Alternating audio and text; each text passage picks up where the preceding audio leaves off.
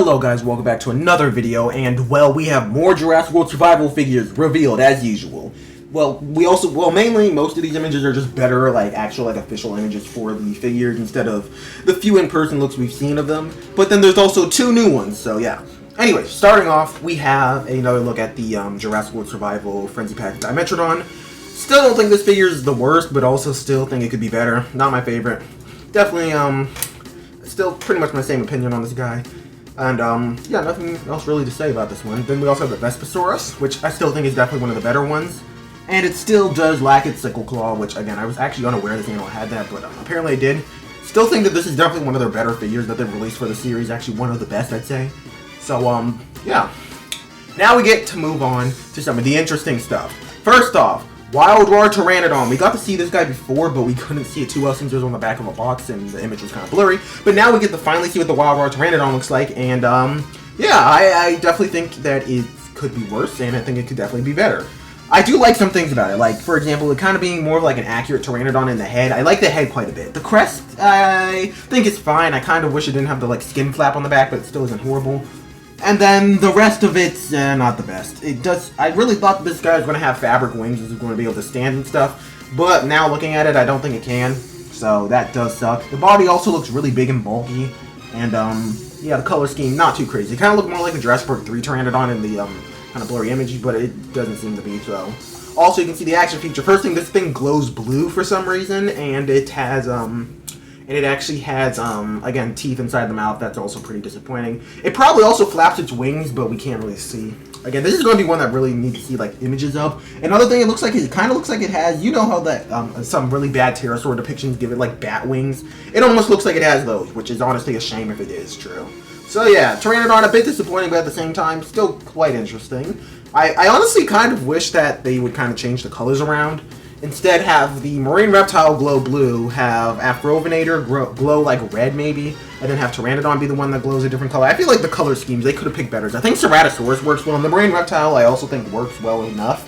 But I feel like Pteranodon doesn't look horrible, but could definitely be better. The color they chose to make it glow. Same thing for the Afrovenator, which I think is one of the worst. I think the colors just don't work. But yeah, speaking of Afrovenator, here is a better image of it, and yeah, this thing is pretty disappointing. Again, I think it's a pretty simple dinosaur. I think the body looks pretty good. It's honestly just the skull shape plus the extra features they slapped on it. First thing, I feel like this would work better as a Neovenator figure. In fact, this is a better Neovenator than their actual Neovenator. Honestly, outside of the weird nasal crest, this could actually work as a pretty solid Neovenator. So, yeah, things I'd probably change about this one is give it some quills on the top of the head, or a feather, or, whatever the heck they're going on, whatever the heck is going on the underside of the thing's throat. Put one of those on the top of its head, and also give her the weird things on the underside of its tail, and, of course, give her that hideous crest, and just give it the proper skull shape. Afrovenator's skull was a little bit more boxy, since it was a megalosaur, and, unfortunately, they didn't capture this at all on it. They actually give it more of, a slender Carcharodontosaurus skull instead, which is a little bit disappointing. But the color scheme I don't think is horrible. I wish it could have a little bit more paint. Was kind of hoping this would be a underrated gems, kind of similar to the Orcaraptor, where it's one of the best sculpts they've done. But unfortunately, it doesn't seem so. Though at the very least, it does have lips. Here's another image of the animal at a different angle. Still looks, again, honestly, this looks like a better Neovenator figure. Outside of the nasal crest, of course, this actually could work as a pretty solid Neovenator. It's actually a pretty terrible Afrovenator. So yeah. Next, we have one image of the Ceratosaurus from a angle. And again, honestly, this guy's pretty divided. I see, actually, most people say it's either a little bit, it's kind of too exaggerated and not a fan of it, or they actually quite like the Ceratosaurus minus the nose horn. And then there's also some people that don't mind the nose horn. But generally, this is one of the more favored ones, and I do agree. I actually really like the color scheme, and the osteoderms, again, I don't mind crazy osteoderms on a figure as long as it's not as bad as they did with Gorgosaurus. The amount they put on Gorgosaurus is absolutely absurd. Honestly, wish it was more like this figure, if anything. Preferably osteoderms without osteoderms at all. This is kind of just one thing I want to mention. I think the osteoderms are easily the worst crazy thing you can slap on a figure. I think feathers 90% of the time when they do absurd feathers, I feel like it actually works. Because honestly, I feel like there's dinosaurs just look natural with feathers. If you put too many, it's kind of hard to put too many without making them ridiculously overly fluffy. But if you're just putting some on as accents, I feel like they work a majority of the time, just giving them feathers. Quills are also technically a type of feathers, and I feel like quills also almost always work. For example, on the Pteranodon figure, that Pteranodon figure kind of sucks, but the color scheme is pretty good, and the quills actually, I think, work. Same thing, again, for, just adding some extra quills like on the Cyclops also works really well. And there's some figures here we'll show with some extra feathers. Like, for example, the Vestosaurus. I think the feathers work really nice on that. And, like, if you're going to do it, do like that. Or some spikes on the back of the, back of the head. Similar maybe even to the back of the spine. I know that one's a little bit less favored, but, I mean, I feel like that still works. All of those work a little bit better than the osteoderms. Especially these ones, since they're so cartoony and blocky. I think it's, like, again, with you do very few of them, like on the Ceratosaurus, depending on what species you pick, I feel like it can work. But if you put, like, absolutely absurd amounts of it basically completely coating the figure like the Gorgosaurus, it just completely ruins it, even if it was a good figure. Again, I think if the Gorgosaurus had a more reasonable amount of osteoderms, it would still not be the best, but it would still be actually passable, and honestly would be even better if you did quills, and I think it would actually be great with some extra feathers if you wanted to do some accents onto it, with like, to make it look more exaggerated. That's my issue with these things. They just put random crap on top of it instead of things that make sense. For example, Titanosaurus in the films could have had osteoderms. The freaking dragon. I feel like it would have worked better if it was a Velociraptor situation where it has like actual feathers and could, again, if it's a mutant, have it barely be able to fly. So yeah, just giving it like a really mangy looking raptor bird would have worked better, I feel, than just copying and pasting a dragon.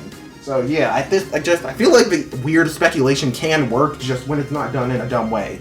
Like, everyone hates Tarbosaurus, and this is basically whenever they slap a bunch of osteoderms on that's like the Camp Cretaceous Tarbo, but 10 times worse. Anyways, moving on from Ceratosaurus, we'll move on to my marine reptile. I'm not even going to try bothering pronouncing this. It starts with a B, but, yeah, I love this thing. It's a pretty simple figure, and I feel some people may not like it because it's pretty simple, but I personally love this thing. I honestly also don't mind. I'm personally not the biggest fan of, like, ripped fins, especially, at least when it's done to this degree. I think the ripped fins partially do make them look more natural. I feel like it fits better on a fish, though, since marine reptiles have more flippers. Again, flippers I feel like just a little bit more natural than not have as many rips. Maybe just have some rugged edges, while fish, again, they have the more membrane flippers, at least most of the times. I feel like that works with the ripped flippers. And, again, not my favorite. I think it also works better on the Torvaniscus. On this figure, it's definitely not the best, but I personally don't think it takes down the figure. I think it works good on the tail fluke. But on the flippers, on like the actual main 4 flippers, it might be a little bit funky, but I honestly need to see the figure more than say for sure. Even if it does, this is still just a great figure. The color scheme, nothing crazy, but hey, I still like it. No crazy features. The skull also looks way less like Kronosaurus now that we get a good angle of it. Love this thing. My favorite one of Wave 1 since it's not absurd looking. Now we get to move on to some figures I'm actually really excited to see more of. The like Dino Reveal, color reveal figures. Pretty much these, yeah, I think they're called Dino Reveal. I haven't picked up any of these guys since I think they're really cool. I just haven't picked up any since the only ones I've been interested in so far are Wave 2, and I haven't seen Wave 2 anywhere yet. So yeah, but Wave 2, again, they're all been smaller figures, and sometimes they would come in a 2-pack. And personally, I always thought the tubes were kind of just better. The 2-packs I felt like were a bit expensive, and kind of just would have preferred if they would have released all the small species in the smaller sets, because I kind of don't feel like buying the full 2-pack, but just feel like it worked better. I kind of hope going forward they do the tubes as like the smaller figures, and then they have these deluxe figures, which are the ones that we're looking at right now, be the new kind of larger figures. Instead of the sets, just have the deluxe ones. And it seems, first off, you can see the concavenator, which I definitely like some parts of it. The one thing I don't like is the sail. I think I don't know exactly what the heck is up with it, but there's just something about it that I just feel it doesn't work. And it almost looks too much like a Spinosaur sail, I guess, is the best way I can explain it. Like, I feel like it would have been better to do a redesign of Afrovenator if they really wanted to do such an exaggerated feature. I feel like also, since again, you have to go in water, doing a Spinosaur would have worked so much better. But I don't hate the concavenator. In fact, the sail is like, the sail it has, I think is the biggest issue. Concavenator had more of a hump, and now giving it a sail, that's probably my biggest issue. Also, the color scheme just looks like a watered-down version. I'm going to move over to the next image. It kind of looks like a watered-down version of, like, the Fallen Kingdom concavenator. I think the orange and brown actually, the orange or like dark gray color actually was better, surprisingly. So, yeah. Anyways, now we move on to the interesting one, the Orcaraptor, which you can see this image where they're kind of partially peeling it, and we'll go on to the full image. I actually really like this figure. If you've seen the new Mega Raptor that's been added to Arc, it's kind of like that, except more cartoony. And, man, are there some things I like about this, and there's, like, again, I have some issues with it, but at the same time, they're not, like, completely and utterly absurd to the point in which I don't want to get the figure. I'm definitely getting this guy because, I mean, I love Mega Raptors, and having a solid Mega Raptor figure is great. Just looking at this thing, the color scheme is not my favorite. Again, I think the darker colors just work on these figures better, though. Though I think this color scheme is better than the concavenator, for sure. And I kind of prefer the original Orcaraptor colors of being like a darkish greenish yellow with like kind of darker gray and white stripes. I feel like that would have been another really cool color scheme to see on this guy. But yeah, generally looking at this Orcaraptor figure, I like, again, looking at the feathers, just like, again, they don't have random giant spikes or quills on this thing, which, again, quills could have worked. I like that they just gave it some feathers. Giving it some nice exaggerated feathers just looks nice. I missed out on Megaraptor, which also had some feathers on. I definitely need to go back and get that figure. But this Orcaraptor, giving it these, like, kind of more rugged-looking feathers just works so much better, even though they have a bunch of them all over the thing. Another thing, I think, like, the two only issues I have with this thing are the hands and the head. Starting with the hands, since it's less of an issue, it basically has just 3 equally sized giant claws, like a Therizinosaur, which is wrong for a Megaraptor. They should have, like, their actual, like, first claw be absolutely giant, and then the other 2. Second one, like, the middle digit being a little bit smaller, and then the last digit being smaller than the other 2. Feel like that's, again, they kind of ruined, like, kind of getting rid of its identity a little bit by making the claws just all equal length. Though, again, definitely not the worst. They did the same on the original Orcaraptor figure. In fact, the only one I think they did it correct on was the Megaraptor. And then the head. Not so much the head sculpt. It's about what you would expect from Mattel, like, whenever they do a cartoony head sculpt. So I don't mind it. I think my big issue with the head is that it's too big. That's it. Otherwise, I think that this is actually a really nice figure. This is what most of the Mattel figures should be. This is what I say when I say exaggerations are not that bad. For example, just if you put reasonable enough speculative features onto it, and for the most part it still resembles the original species, it can still be stylized and still work as a figure.